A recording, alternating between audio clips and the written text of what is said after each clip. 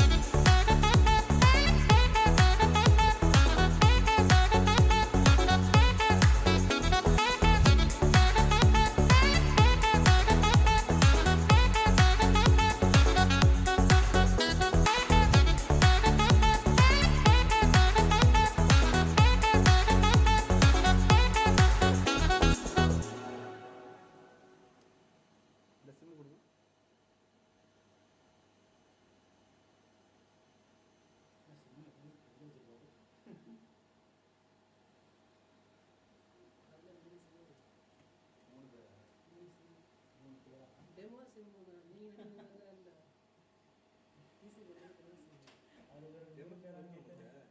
அது என்ன வருது டெமோ சிம் ஆஃபீஸ்லேயே போயிட்டு கொடுங்க யாரும் ஆஃபீஸ்காரே இருக்கிறாங்க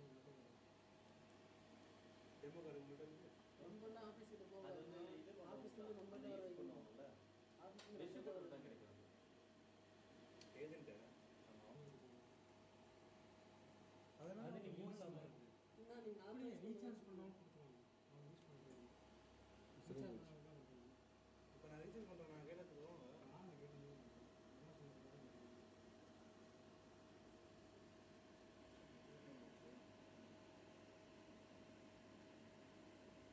செக் பண்ணி ஃபோன் நம்பர் தடவை புக் பண்ணி